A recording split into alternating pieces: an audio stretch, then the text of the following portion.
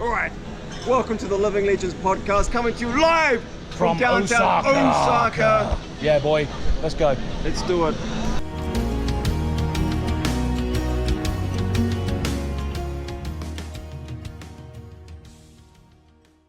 So we're just going to go straight into this Living Legends podcast. Is it or is it not? We will see. But we're here with Kale. How's it going, mate? Yeah, going all right. You know, just vibing at the moment. Literally, yeah. So a bit of peek behind the curtains. I was just like, because we're in a chat. The chat has been inactive for a while because for people that don't know, Kale, Dead Summer Art down here, is below me on the overlay. You can see we did a D&D campaign. There it is, lovely. We did a D&D campaign for a Living Legends podcast branded thing. So you would have seen Kale sort of narrate that thing. So where was I going with this? I messaged in the chat saying, because Kel is not here, not Kale, Kel, Red Zone Rogue. Kel's not here for the last 2 weeks. So last week, me and Bill did a little episode on some of the new cards from the Hunted. So I posted in this chat saying, Bill, do you want to do an episode today with Kale? Because he's available, and we haven't heard from Bill today, so we're just gonna crack on with an episode, just shooting the breeze as we normally do, Living Legends style. But thanks for joining us, Kale. Yeah, no worries. But yeah, so there's been a few things come out this week with regards to Flesh and Blood. 2 of the new hero actual abilities have been released, so we can have a look into those. But first of all, how's your sort of Flesh and Blood stuff been going? What have you been doing recently? What have you been enjoying recently? Because I know you liked Florian from Rosetta. We haven't caught up for a long time, so what have you been doing?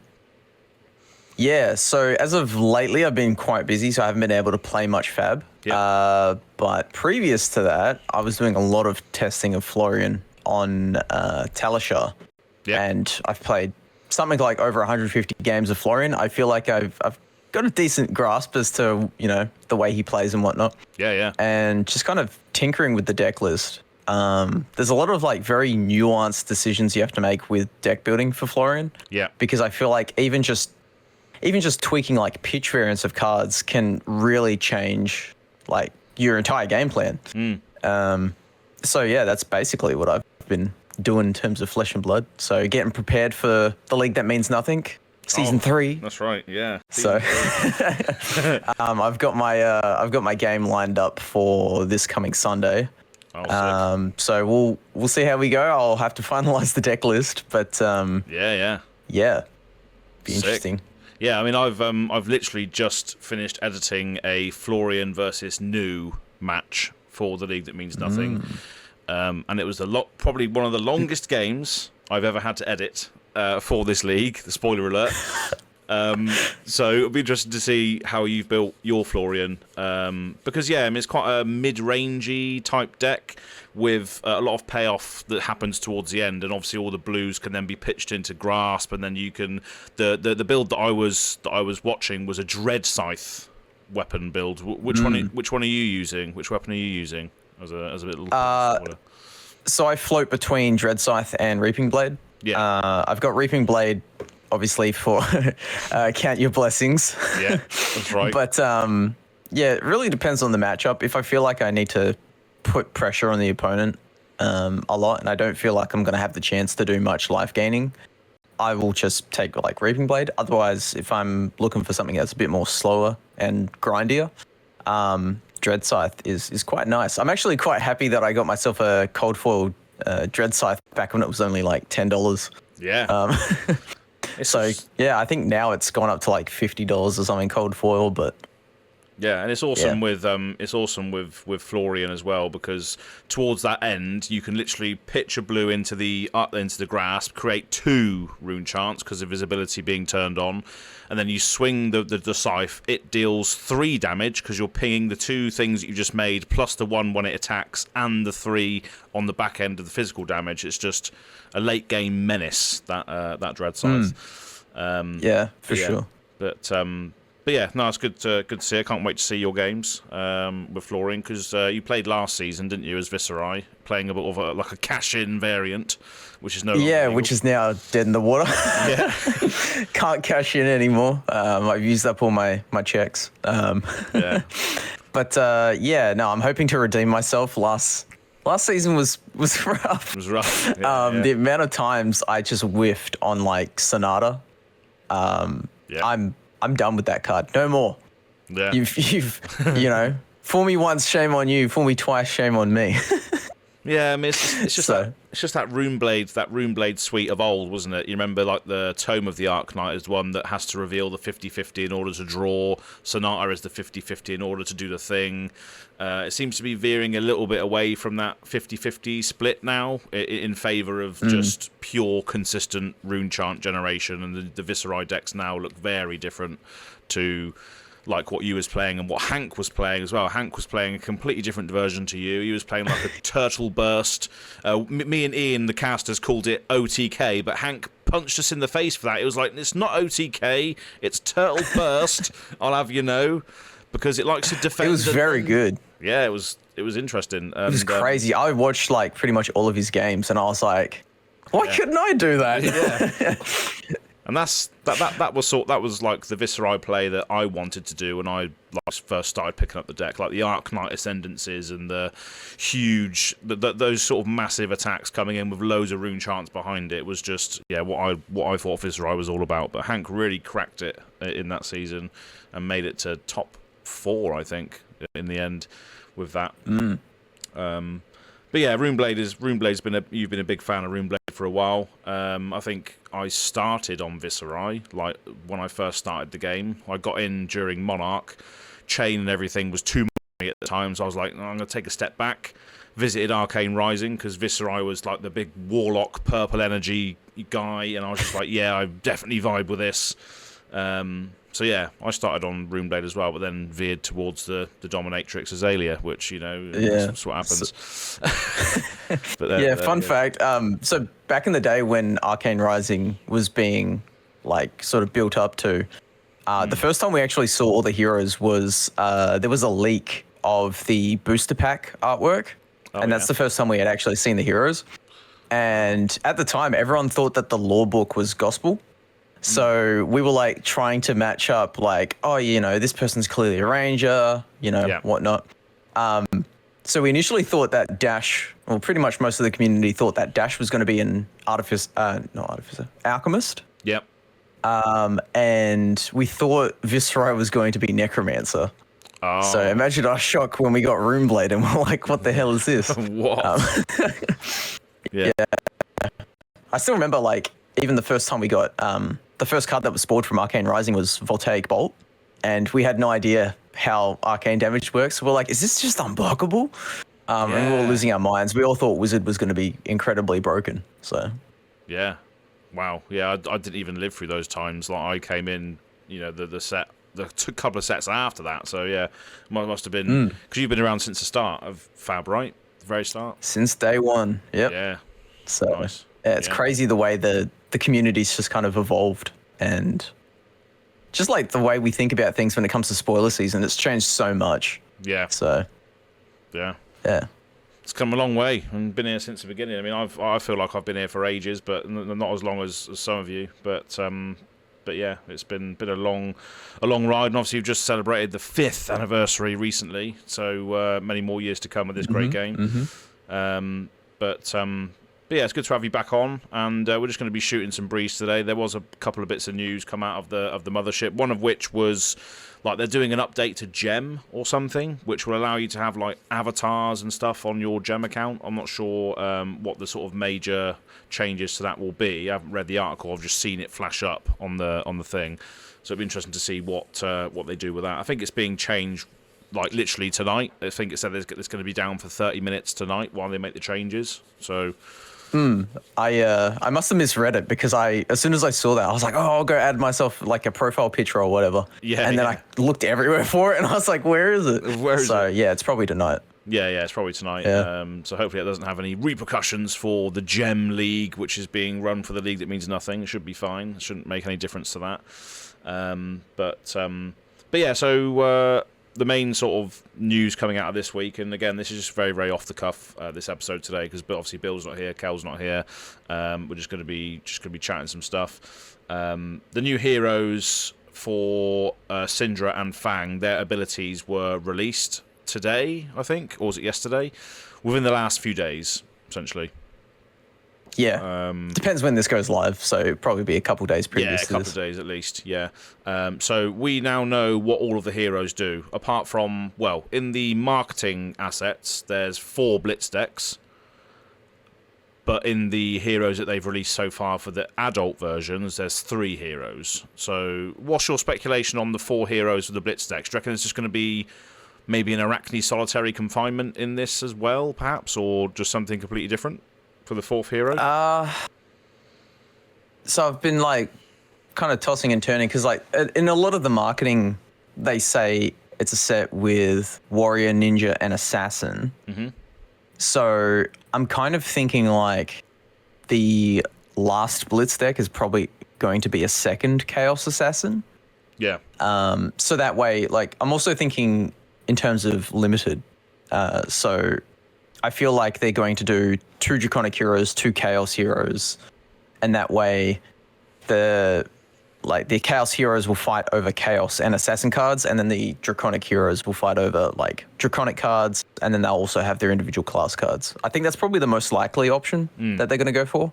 But I've got no idea as to like what the hero would be. Like, would it be another Arachne, or would it be like Uzuri or a new hero that we haven't seen? I'm quite interested to see what they're going to do. I know they're doing a big reveal, I think in December.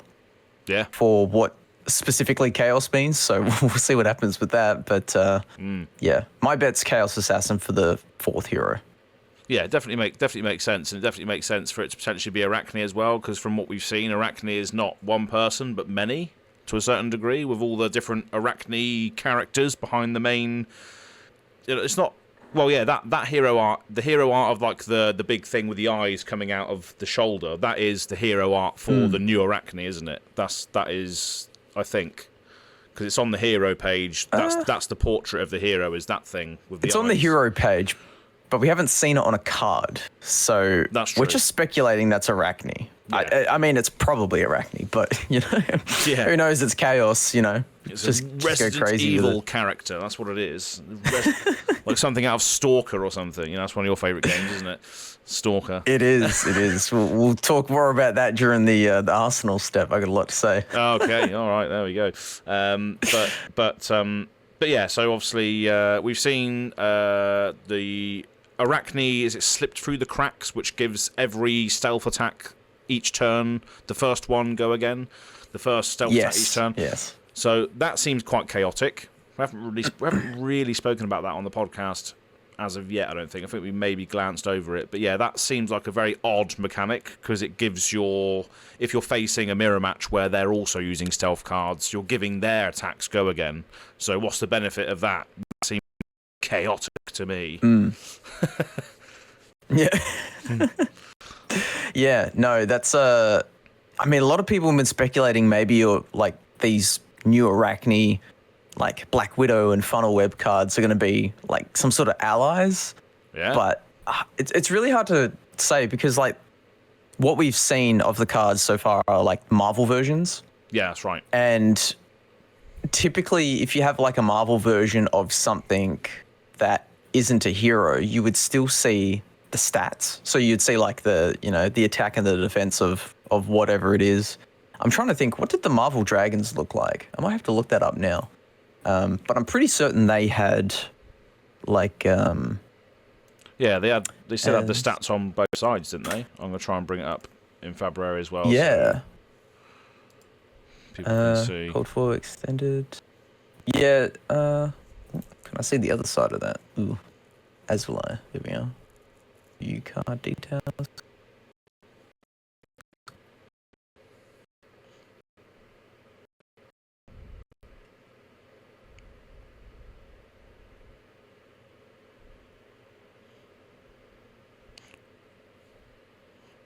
Well, for some reason, I can't hear you.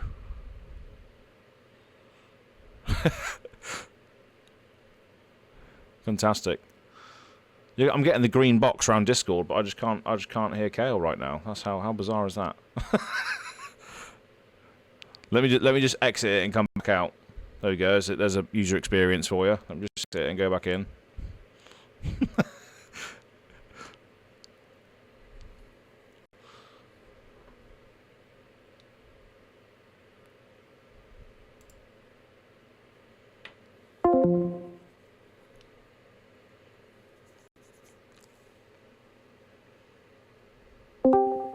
Technical issues.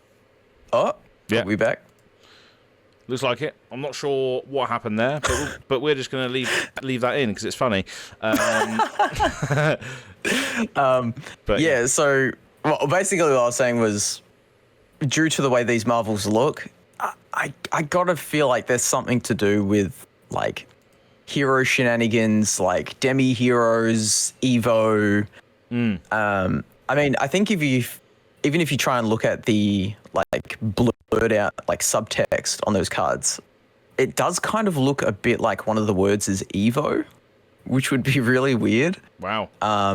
So maybe like this new Arachne with all the chaos coming off of them is like an Evo base, and then they can put these Arachne like Evo hero cards into the deck, and they do something. I wouldn't even know. Wow. You know, Yeah. something a bit wacky. I mean, it's chaos. We don't know what it's going to do. So Yeah, exactly. I mean, yeah. chaos in a myriad of different card games means different things. Like in Magic the Gathering, for instance, a lot of it means like you play the top card of your deck without paying its mana cost, or you go and search. You get rid of something on board, and then it turns into a different card from their deck. You know, you just don't know what the outcome is going to be. So it's going to be interesting to see what chaos would mean in the aspect of Flesh and Blood. I mean, any speculations or ideas on what chaos means for Fab? Yeah, so like as like a mechanic for the talent, I feel like maybe they hinted towards that with the Arachne slip through the cracks, where maybe you get like some sort of powerful like effects with chaos cards, but they're symmetrical. So your opponent can also benefit from it if they've, you know, built their deck correctly. So for example, you know, Arachne slip through the cracks, the first stealth card. So if you're, you know, playing like Nu or another Arachne or Uzuri, all of a sudden you get this extra benefit when versing this Chaos hero.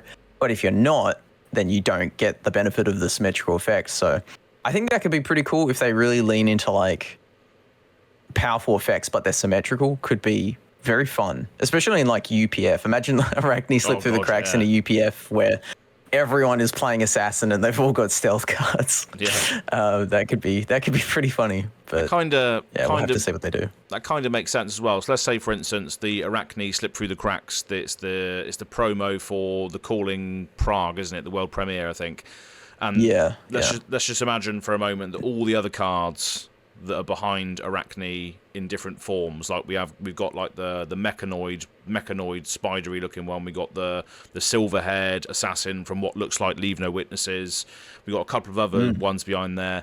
What if all of those Arachnes have different abilities? Like obviously the one that we've seen says the first stealth attack each turn gets go again. What if the first reaction played gets this, or the first blah blah blah gets this? So then you choose maybe the Arachne, or maybe you morph into the Arachne through the Evo that you were saying, for instance, at different points in the game, depending on what your matchup is to determine what you can morph into to take the most advantage of. That could be quite cool. That could be quite shapeshiftery, which people have hinted that Arachne might be some sort of shapeshifter or morphs into different things. And seems like a bit of a chaotic element to me. That's my sort of speculation. Maybe sort of changing mid-game, but we have seen that changing mid-game, changing and evolving over the course of the game quite a lot now. We've seen Evos, we've seen demi-heroes, as you've said. So it could be another play on that, potentially, but to what extent, I don't know. We'll see. Yeah. No, it's... I'm very interested to see where they go with it. I know Brian is going crazy. Oops, or Arachne, he got his wish. Yeah, he did. Yeah. So we'll have to see where that goes. That was a clever comment. Yeah. That was pure foreshadowing. That was like, oh, oops, all Arachnes. You knew all along, Brian. Stop fooling us. You knew all along. Yeah.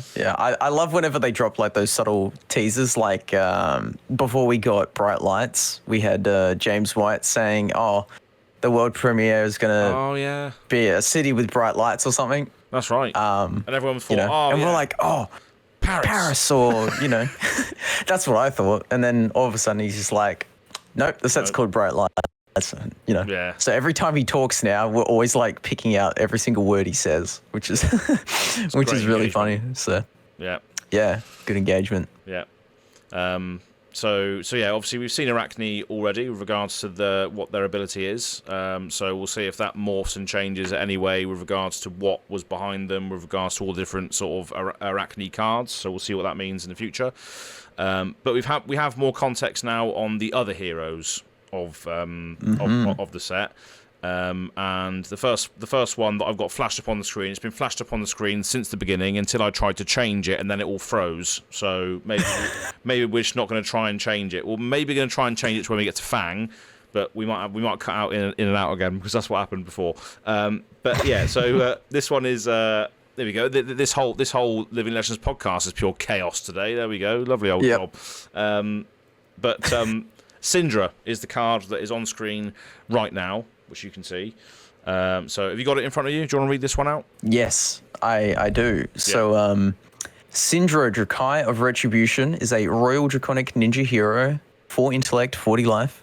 Mm-hmm. Whenever you hit a marked hero, create a fealty token. Yep. Once per turn instant, spend 3 resources to equip up to 2 Draconic daggers from your graveyard. This costs 1 less to activate for each Draconic chainlink you control. So very reminiscent of Fire and Phoenix Flames. We'll have to see how the daggers go compared to Phoenix Flames, but I almost feel like this is like a power crept version of Fire, and that kind of feels a little bit bad. But we'll have to see exactly what the daggers are and whatnot. They might cost a lot, or maybe there won't be a big payoff specifically for attacking with a certain amount of daggers within a turn, just like how Fire got, Phoenix form, which almost never goes off, but it doesn't. Except in that one, the League That Means Nothing game, turn 1. Literally, yeah. I mean, that was that Fire deck was set up to attack with Phoenix form and let it resolve, though. Whereas, Fire decks that won the World Championships and everything, they don't care about Phoenix form. They just want to throw as much attacks as possible. Art of War is no longer a thing, though, as well. But yeah, Syndra looks cool. I love the aesthetic here is that this character is throwing daggers or having daggers in motion, which sort of seems to me that obviously it also interacts with the fact that they're in the graveyard. You want to pick these back up again, but it's basically suggesting that these daggers are expendable. You want to be throwing them, destroying them, getting them back, recurring them. But seems like quite a lot of stuff to do in order to get these things. So whenever you hit a marked hero, so first of all you have to mark the hero. The only card that we've seen that does that so far is the one that says mark target hero. If it's Arachne, you gain a resource. Can't remember what it's called off the top of my head. There's going to be more things to mark heroes, but first of all you have to do that. You have to mark a hero first, and then whenever you hit a marked hero you get a fealty token. Now fealty tokens are those tokens that stick around and they can make non-draconic attacks draconic at instant speed, and they disappear if you haven't played a draconic attack, I think, off the top of my head without looking. Yes, that is correct. That is correct. Woo! Or if you've created another fealty. So you can kind of stack them up as well if you need. Yeah. Cool. So you need the A plus B. Whenever you hit a mark, create a fealty token. Well, this is just a static ability. But then the once per turn instant, pay 3, equip up to 2 Draconic Daggers from your graveyard. So first of all, we haven't seen these Draconic Daggers yet. There hasn't been any instance of Draconic Daggers in the game so far. So we don't know what they do yet. I got a feeling they're going to probably have a couple different types in this set. Otherwise, it would feel kind of bad to play this hero and only have like one dagger. You could run multiple copies, but to only have like one type of dagger. Yeah, exactly. But similar to how... yeah, imagine if that said just 2 daggers. It didn't care if they were draconic, so you just start throwing your Zephyr Needles at people. Yeah, that would be hilarious. But yeah, these draconic daggers clearly are going to have... Yeah, there's clearly going to be more than one. Because like, in the Outsiders set, there was multiple daggers there, wasn't there? There was like... Yeah, there were some majestic ones. Yeah, Majestic Ones, Spider's Bite, Orbito Clast, Nerve Scalpel. There was quite a few. Scale Peeler. Scale Peeler. They were all in the same set as well, weren't they? I think they were, weren't they? It was just the Graven Call, which was the expansion slot one later on down the line. From Bright Lights, I think. Yeah, that's it. Yeah, that's the one. Yeah. I could be wrong, but yeah. Yeah.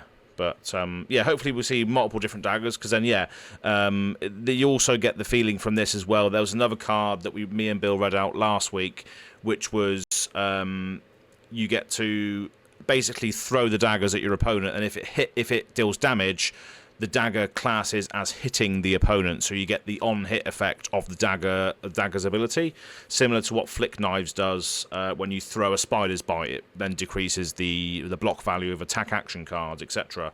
And my speculation to what these draconic daggers might do is just like Searing Shot-esque effects, where if they hit, you lose life, or other abilities like that, which then lend itself to more of an aggro damage dealing strategy, because that's what draconic ninjas want to do potentially.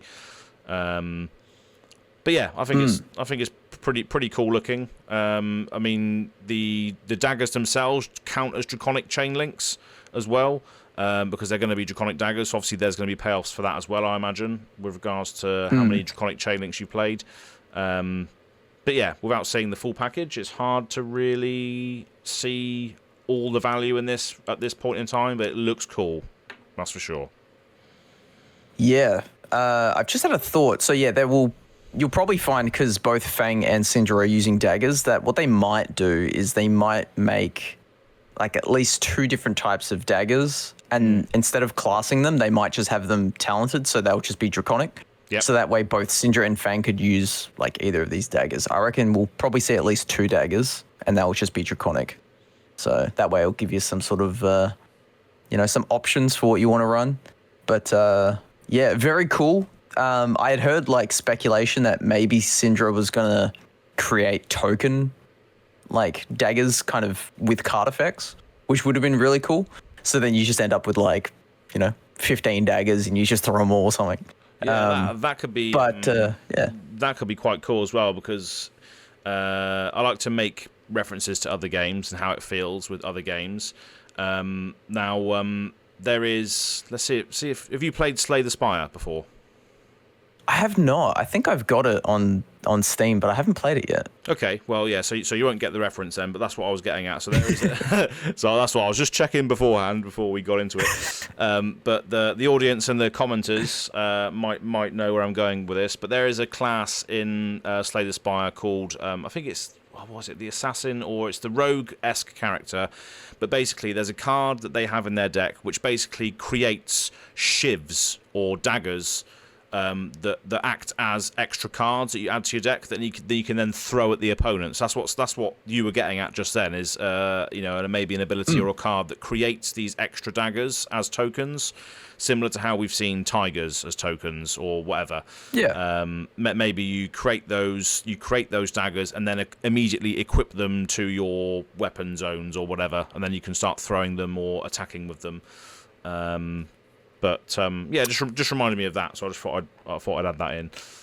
Yeah, Flick Knives is going to go up in price. I mean, it probably already has actually. I might try to look that up now while you so carry on. But yeah, I can imagine that card's going crazy. Yeah, I imagine so. Because this is Flick Knives .hero, isn't it? Let's be honest. Yeah. It has gone up. Yes. So it's gone up from about 15 US, and at the moment, it's close to 50 US. Wow. Which is good for me because I have a Rainbow Foil copy. Oh, this is Rainbow Foil I'm talking about, but Cold Foil is just a bit above. So yeah, that's crazy. Yeah. I mean, there's a lot of again. I went through quite a lot of the sort of dagger-esque cards last episode, but there's a lot of dagger-esque cards or dagger synergy cards from Outsiders, because again, Outsiders was a set which had a lot of daggers in it for assassins and ninjas, etc. Yep. So things like Stab Wound and Knives Out and Bleed Out, loads of different dagger-esque cards. I'm not sure whether those are increasing in value, but it might be worth maybe getting some of those. Because Stab Wound does seem pretty good. I think it's from memory. It's a blue. It's a blue that then costs nothing to play, I think, and then it deals a lot of damage. Attacks for 2, I think. Yeah, attacks for 2, and then I think they lose life equals to number of daggers that have hit also this turn, or something like that. Something along those lines. I'm just having a look at the prices now for like Knives Out. It's gone from like under $1 to close to $5. So yeah, I think all these cards are increasing in price now, which is pretty good. Go through your bulk boxes, people, and you might find a score. Yeah, get your daggers out. I got to do that now. Yeah, but yeah, seems pretty cool, this hero. And again, it's hard to evaluate without seeing everything else that sort of goes with it. But at least we know now that knives are going up in price. There we go. But we did have another hero revealed with regards to the stats as well. So let me just switch over to that one. Hopefully it doesn't freeze again. Let's try this. You're getting the full experience. Oh, okay. We didn't freeze this time. So we've got... There we go. Cool. We got through it, people. This is the raw chaos of just having Azz as the host. But there we go. So we have now got the other hero up to, now as well, Fang, Draconic Blade. So for the visual viewers, you'll be able to see this. For the audio viewers, we are going to read it out yet again. So do you want to read this one out as well? Fang, Draconic Blades? Sure. Yeah. Fang, Draconic Blades. So once again, Royal Draconic Warrior hero. 4 intellect, 40 health. Whenever you hit a marked hero, create a fealty token. So we saw that on Syndra as well. And then Fang's specific ability says, if you control 3 or more fealty tokens, dagger attacks cost you 1 less to activate. So it seems like he wants to stack up fealty and probably not use them. Yeah. So that says to me that you just want to be attacking with... So you have to be attacking with draconic attacks each turn. Is that right? To make the fealty stay there? Yeah. If you haven't created a fealty token or played a draconic card this turn, destroy it. Yeah, so you want to be attacking with as many draconic things as you can to get this 3 or more fealty tokens active. So, because as soon as you've got the 3 or more fealty tokens active, dagger attacks will just cost you 1 less. And I'm assuming that is a large reduction for maybe Fang's daggers that he wants to use, or maybe there's like a specialization for each hero, like a specialization weapon, because we have seen that quite a lot. So maybe Fang has something that Syndra doesn't have, that maybe costs 1 that does something cool. But again, what you have to do is you have to mark a hero, so you need those mark cards in your decks to make sure you are getting the thing, and then obviously there's going to be payoffs for Fangs having 3 or more fealty tokens, not only for the dagger attacks, but there's going to be other things in there as well, like a specialization which cares about the amount of fealty tokens that you have, maybe dealing a shitload of damage, depending on how much you've got. Yeah, and or maybe attack an additional time with each dagger based on the amount of fealty you got or something. Yeah, that'll be. So you just start shanking them over and over again with the daggers. Yeah, it's like Drax in Guardians of the Galaxy when he's just like, oh. But yeah, so yeah, that's quite cool. It's like obviously a raw draconic warrior hero. You got all the warrior stuff, you got all the reactions, you got all that stuff. But then maybe you've got like a blood on our hands combo type thing towards the end if you've stacked up all these fealty tokens, which you're going to get anyway because you're going to be throwing draconic attacks. And if you're marking your heroes and hitting them, then you're going to be able to stack those. And there's a lot of things in the set which we've seen already, which when you attack, you get a fealty just by attacking. I think it's the Mark of the Dragon cards or Art of the Dragon cards or stuff like that. Not Art of the Dragon. I think it's... What was it called? Trying to get You might be thinking of the for the Drakai, for the Emperor cards. That's the one, yeah. That's the ones I'm thinking of. So as long as it attacks a marked hero, you immediately get the fealty on attack. So it doesn't have to hit, which is good. Because if you do hit the enemy, they are no longer marked. So in a way, you kind of sometimes might not want to actually hit. You just want to present the damage, get your fealty, and then kind of stack them all up for a big turn with Fang. So I feel like Fang's going to be more like bursty, where he'll kind of just present a bit here and there, start stacking things up, and then when he's ready to go, he'll just expend everything. And, you know, so if you, I feel like if you're versing a Fang and they say no blocks for the entire turn, you know you've got it coming. Yeah. Oh, yeah. So... And that kind of works good. with the warrior suite as well, because warrior can react over a lot of the stuff. So when you want to get on hits through, you can most of the time, because you can do the tricks around it.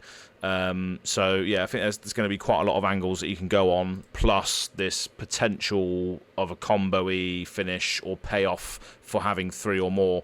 Because once you've got 3 or more, doesn't matter whether you use the fealty or not, your daggers are going to cost 1 less. So that just makes everything go harder, doesn't it? If all of your daggers can swing for 1 less, because that's just a static effect that he has on board. If you've got 3 or more, there's no other. Yeah. If that's active, that's active. You know, it's not like Syndra where you have to pay your daggers back. If you've got 3 fealty, you're going to be swinging for 1 less. So that seems to be good if you can get there. Plus, there's some strategy that cares about having the 3 or more out to maybe do something.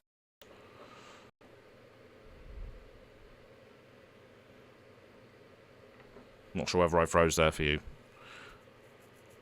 Oh, you're muted again.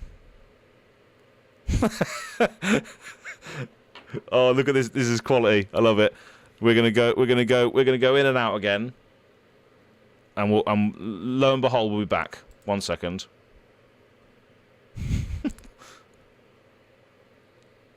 This is hilarious.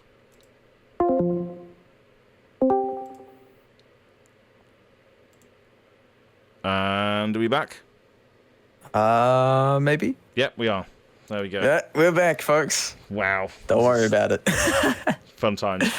But yeah, I'm not sure how much of that you got, but it seems like Fang's going to have a lot of angles as well to attack on, which is cool. Yeah, it's really interesting. It's every time LSS just knocks it out of the park and makes me kind of want to play a different hero than what I'm normally playing.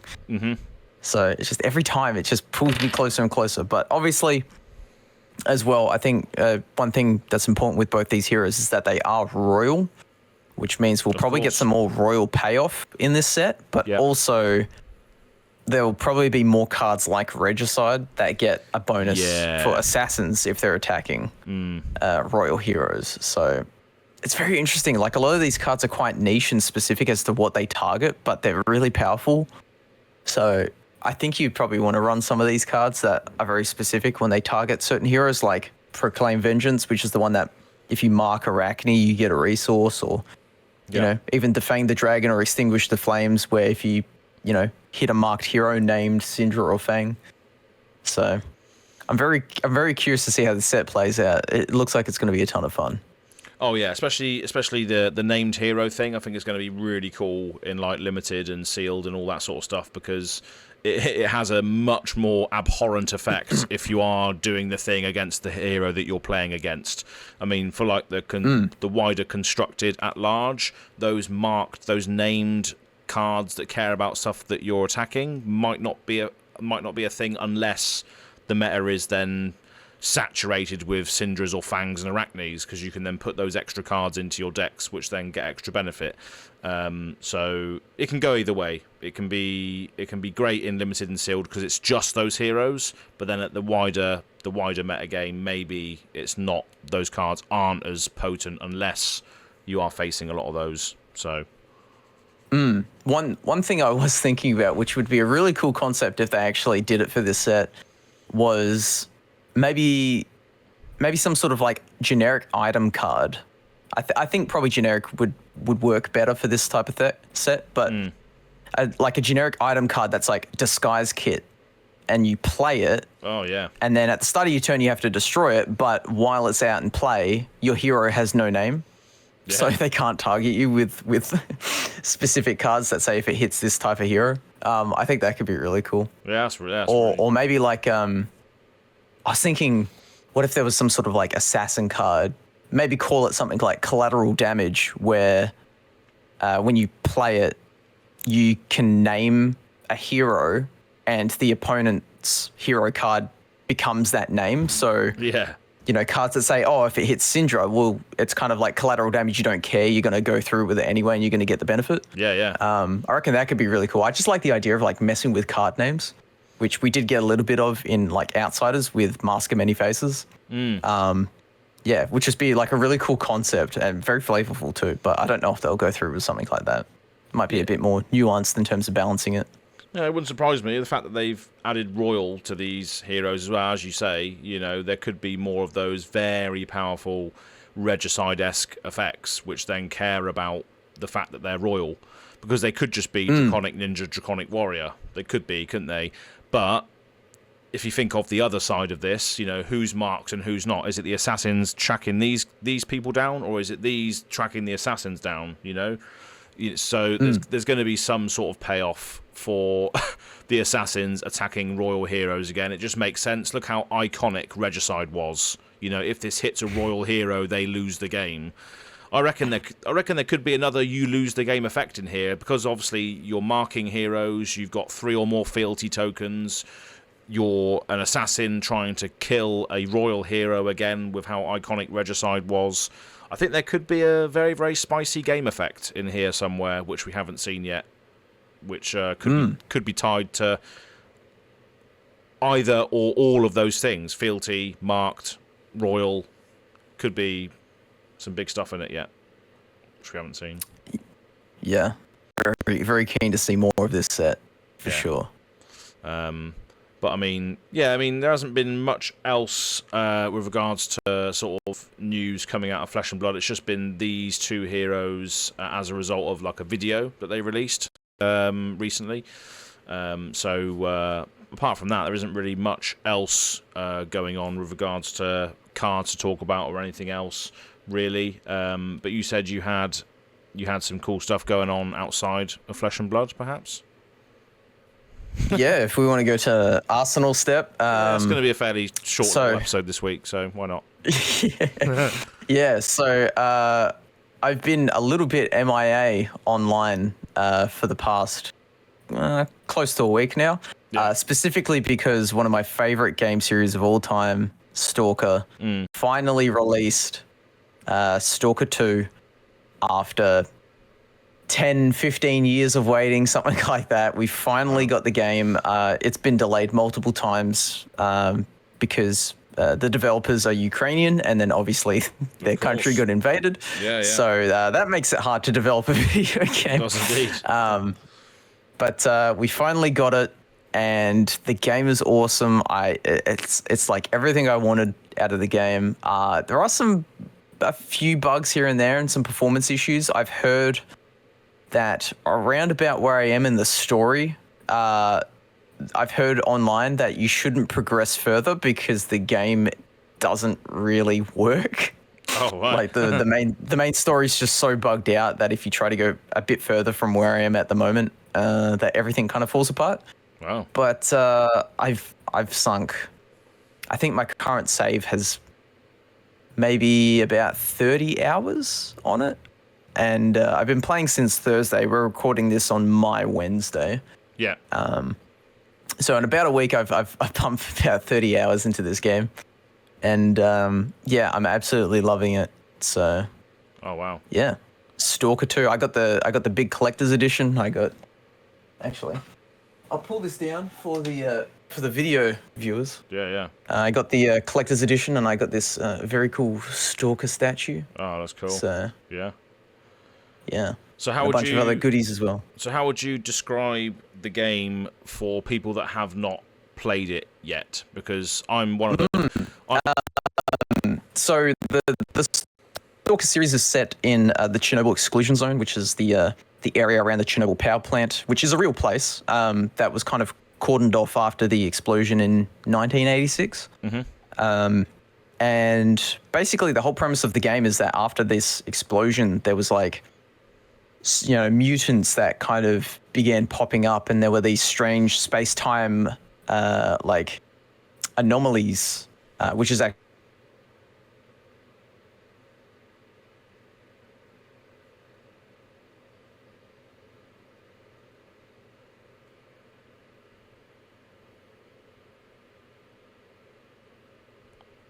Oh, one sec. I think we've lost you again. I heard space-time anomalies, and then, funnily enough, the space-time anomalies started happening. So we're gonna cut away and come back. One sec. That is hilarious.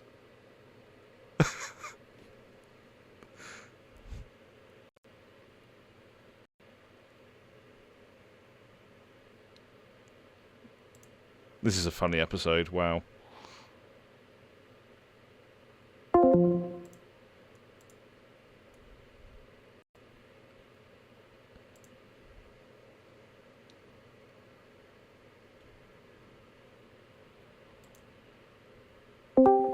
All right.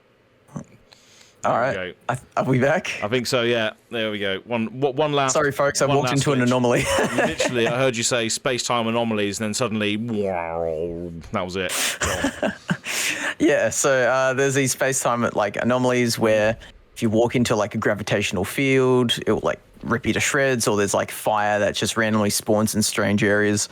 But out of these anomalous fields are these like little gem rock things called artifacts. They give, various sometimes beneficial properties, like, it'll protect you from bleeding or protect you from heat, or sometimes there will be ones that are bad that just give off huge amounts of radiation or something. Yeah. So these people called stalkers go into the zone to try and collect these and sell them for a living. But there's a lot of, other shenanigans and mysteries going on within the exclusion zone. So that's kind of the premise of Stalker. The previous games, there were 3 previous games. I think it was like 2007, then 2009, and then I think 2011 were when the 3 games originally came out. And then there was like some issues with the developers. The company shut down. There was issues with trying to transfer the IP to a new studio. So we thought we were never getting Stalker 2, and then, eventually, lo and behold, I think it was in like 2018, they announced that they were sort of back together and working on it. And I've waited a long time for this. So I was like, yep, I'm dropping everything for this. Yeah. And just having a blast with it. But it's really good. So, yeah. What have you been up to lately outside of the old Flesh and Blood? To be honest, well, probably just the League.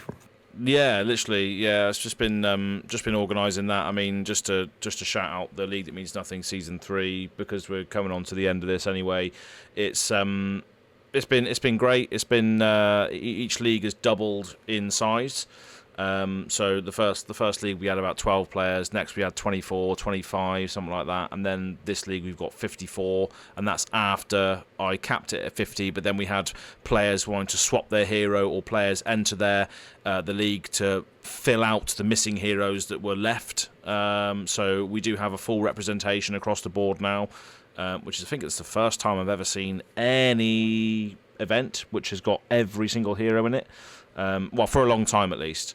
And I've now figured out the reason why we were freezing. My computer could not handle, which surprises me, maybe it's been left on too long, it could not handle the constant Phi animated image in the background of the Living Legends podcast overlay here. So I've had to remove that, and now it's smooth as butter.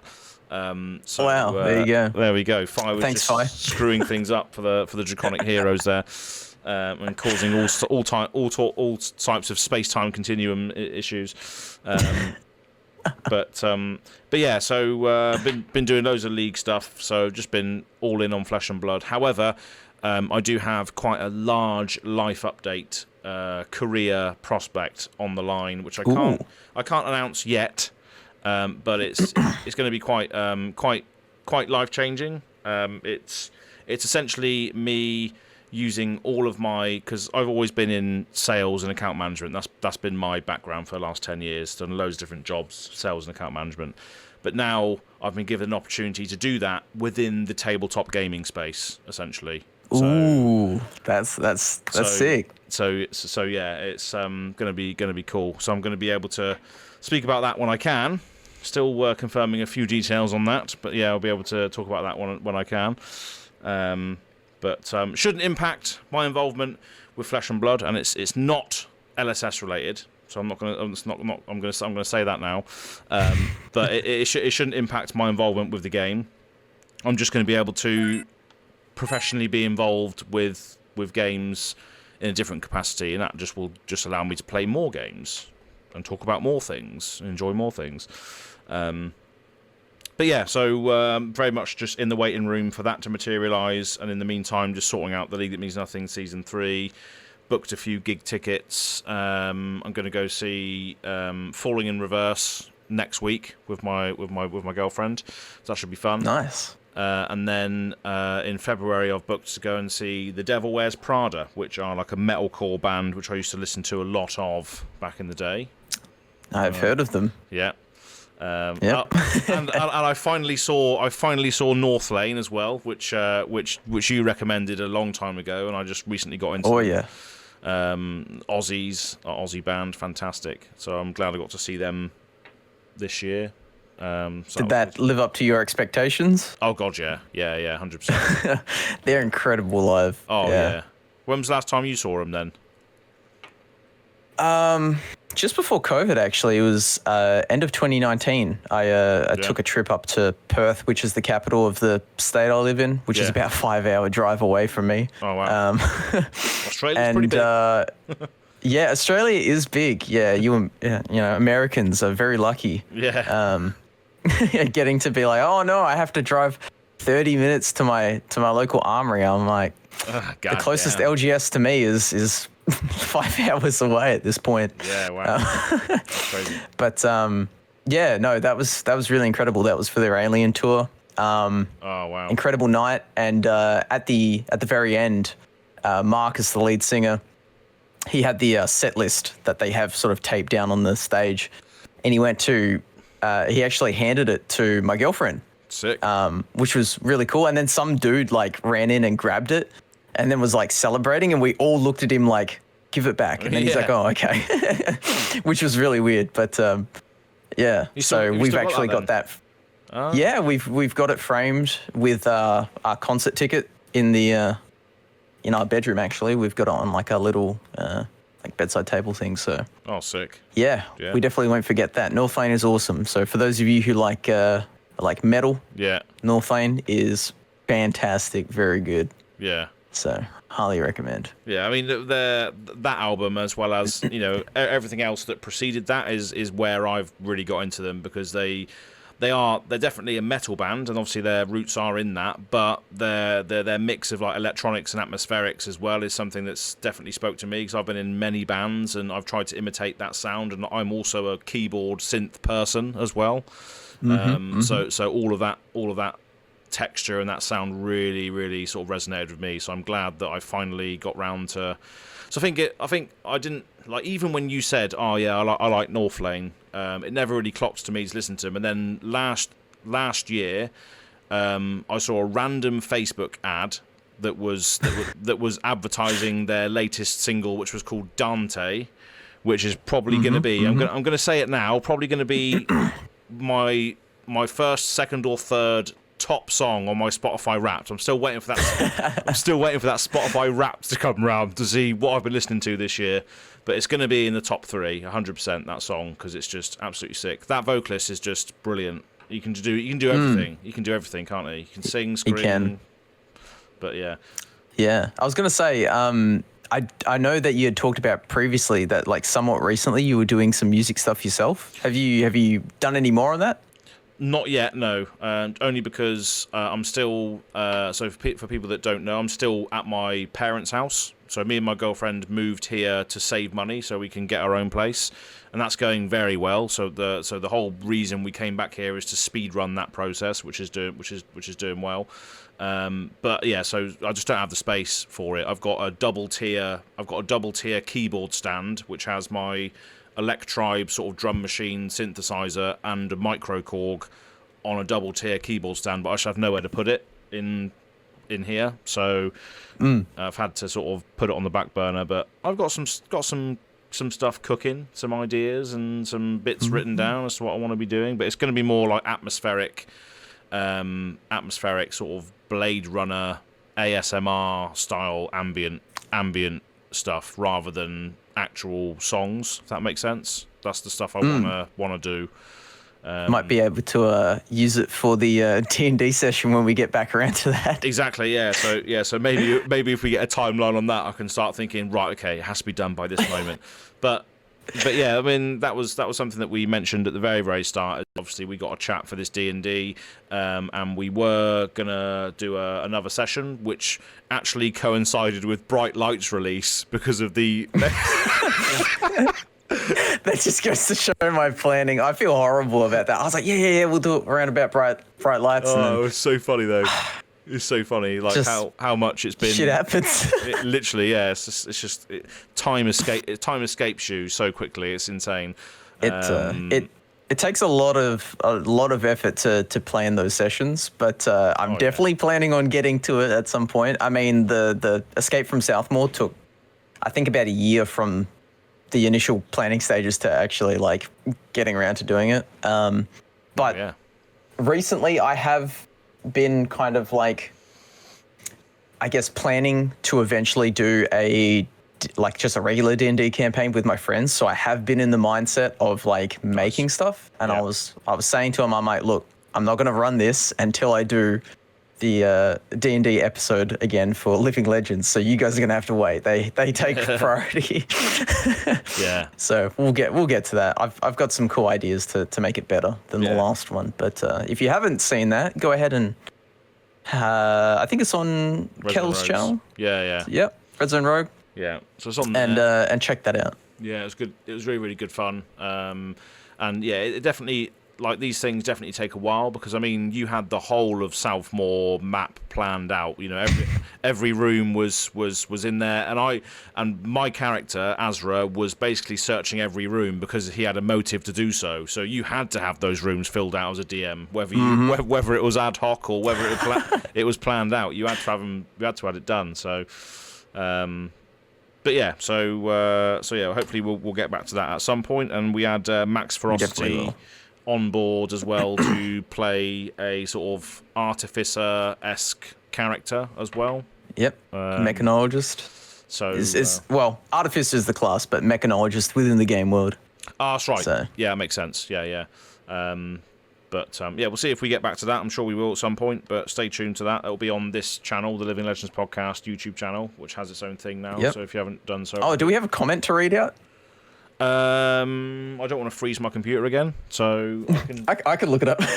Yeah. Just find one on the last video and and maybe read it out. All right. So the last one was marking your enemies in Fab. All right. Yep. Let's So that was just me and Bill shooting the breeze that week. This was Ryan Miller 341. Yeah. He's quoting you. If New came wrapped under my Christmas tree, I would be a very happy person. And then you would die shortly thereafter. Oh, that is true. I did say that I would read that one out on the next episode. So because I did comment on that, saying I'm reading that one out on the next episode. Yeah, I see that now. Yeah. So that's great. That was funny how you managed to find that one. But yeah, that's right. I'd pretty much be pretty dead after that. I would stand no chance in a fight with New. I'll immediately die. I'll also read out Tam Kablam, who I believe you've read out some of their comments before. Yeah, 100%. So excited that Guardians finally got a non-hammer weapon. Terra will also get some benefits from Jarl's Earth equipment because we've seen some more cards, obviously. Yep.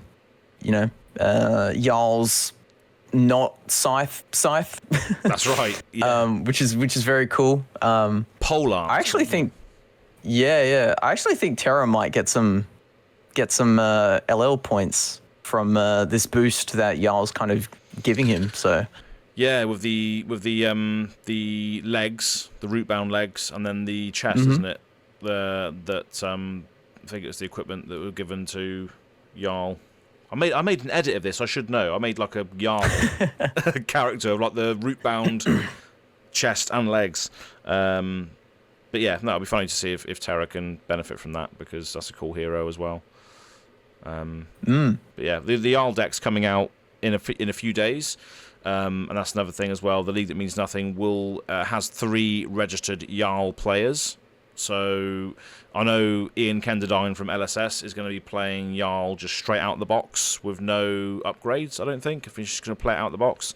And then I know someone else is going to be playing it with a few tune-ups and stuff. And that's another thing as well I can mention, just while we're sort of capping it off, is that the League That Means Nothing Season 3 Primer-esque video went out. So that was just me and Ian, Ian's the main sort of caster of the League. He did an amazing job last time. Just the amount of videos he was doing was insane. So I'm glad to have him on the team doing that. It was me and him chatting about just how the league has grown, and how there's a lot of players, a lot of content creators in this league, a lot of teams and team members in this league. A lot of people have shown up for it, which is good, and it just shows that people do want to play Flesh and Blood for the fun rather than the competitive side of it. And yes, it is a competitive environment because it's 1v1, but the league means nothing. It doesn't matter whether you win or whether you lose, because there's no prizes, there's no entry fee, there's nothing. You just play and have fun. Just your ego. Just your and ego. Mine was severely damaged last league. Yeah. But that's good as well, because depending on what you want to get out of these games, you can learn, you can come back with a different mindset, you can train, you can play against players that are, we got like people like Shamir Sami and Nathan Crawford and stuff playing in this league, which are decorated players that have done very, very, very good things in Flesh and Blood competitively, but they still want to play in these leagues that mean absolutely nothing. So I think that message has resonated with quite a few people. James White and Brian have both commended it as well, saying that it's a good initiative. So these leagues will carry on. To what extent they're going to grow, I don't know, because if they grow again to double the size of this time, I'm not going to be able to do it as a one-man band anymore. Yeah. So we'll see what happens, because it is a big ask for one person to edit all the videos and then Ian to cast it and all this. So we'll see, because it's a lot of time, but it's it's a lot of fun as well, and it just goes to show that these spaces can be created, similar to like Rainbow Pitch League. They've created a space for a reason. I've created this space for a reason, just for fun and, having nothing tied to it whatsoever. So hopefully it just inspires more people, more groups to make these spaces for people to enter and just play for whatever motive they have, really. So yeah, I think it's good, and hopefully it sparks more.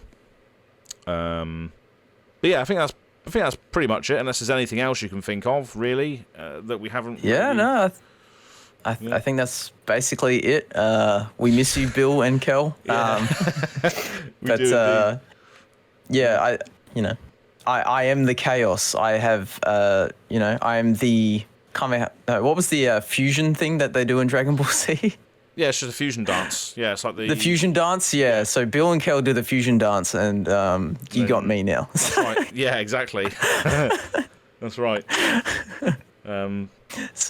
But yeah, it's been good fun, and it's in the spirit of chaos and the spirit of stuff. We just thought, yeah, why not? We'll just record it and see what happens. And we've had a few technical difficulties, but that just also adds to the air of chaos with this episode.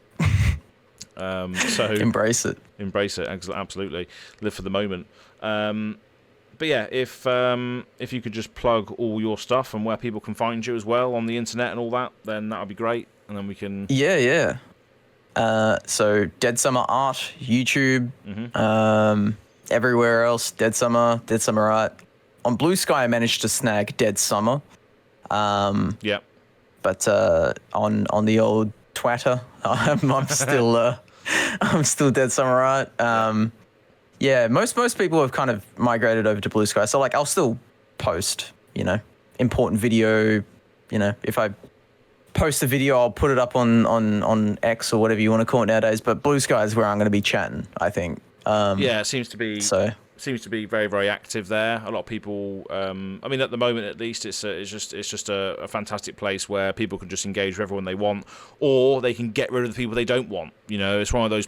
It's one of those places you can just be like, no, don't want to hear from you, thanks. Whereas on Twitter, you don't know who's doing what on there anymore. It's crazy, but.